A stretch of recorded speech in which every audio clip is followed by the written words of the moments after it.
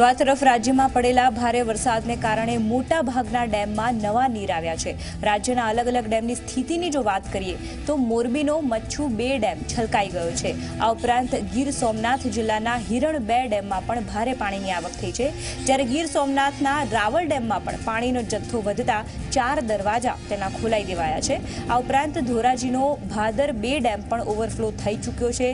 તો રાજુલા અને જાફરાબાદની વાત કરીએ તો તેની જીવાદોરી સમાન ગણાતા એવા ધાતરવાડી 1 ડેમ પણ ઓવરફ્લો થઈ ચૂક્યો છે અને પંચમહાલના હડફ ડેમમાં પણ ભારે પાણીની આવક થતા તેના દરવાજા ખોલી નખાયા છે। ખાસ કરીને આપ દ્રશ્યોમાં જોઈ શકો છો કે એક સાથે 6 અલગ અલગ ડેમ આપે જોઈ શકો છો દ્રશ્યોમાં કે કેવી રીતે જે સપાટી છે તે ઓવરફ્લો થઈ ચૂકી છે।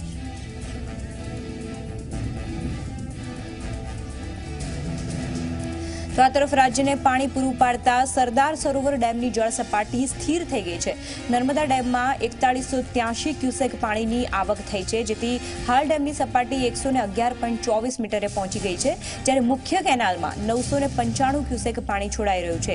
કેનાલ હેડ પાવર હાઉસનું 50 મેગાવોટનું એક યુનિટ ચાલુ છે, જેથી પાણીની જાવક થવાથી હાલ ડેમની સપાટી સ્થિર થઈ ચૂકી છે।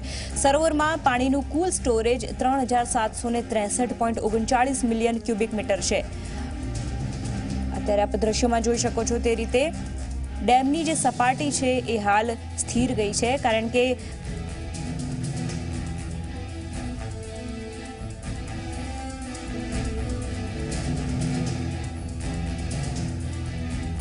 તરફ રાજ્યમાં પડેલા ભારે વરસાદને કારણે ડેમો પણ છલકાઈ ગયા છે। રાજ્યના 13 ડેમ હાઈ એલર્ટ પર છે, તો ખાસ કરીને 5 જળાશયો માટે હાઈ એલર્ટ જારી કરી દેવાયું છે।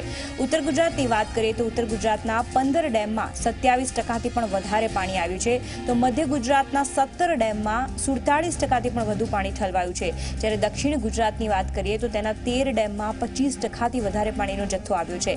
કચ્છના 20 ડેમમાં 9% પાણી આવ્યું છે, તો સૌરાષ્ટ્રના 138 ડેમમાં 31% જેટલું પાણી આવ્યું છે। આમ રાજ્યના કુલ 203 ડેમમાં 29%થી પણ વધારે પાણીની આવક થઈ છે, જ્યારે રાજ્યના 11 ડેમ 100% ભરાઈ ગયા છે। 22 ડેમ 70થી 100% ભરાયા છે, તો 28 ડેમ 50 થી 70% જેટલા ભરાયા છે। રાજ્યમાં આમ સરેરાશ જો વાત કરીએ તો 44% વરસાદ ખાબકી ચૂક્યો છે, ત્યારે ખંભાળિયાનો સિંહણ ડેમ, ધોરાજીનો બાદર 2 ડેમ, રાજુલા જાફરાબાદનો ધાતરવાડી 1 ડેમ અને માળિયા હાટીનાનો ભાખરવડ ડેમ તેમજ પોરબંદરના અમીપુરનો ડેમ અને ખાંભાનો રાયડી ડેમ તેમજ જામનગર જિલ્લાના 5 ડેમ પણ ઓવરફ્લો થઈ ચૂક્યા છે, તો અન્ય કેટલાક બીજા ડેમ પણ ઓવરફ્લો થવાની લગભગ તૈયારીમાં છે।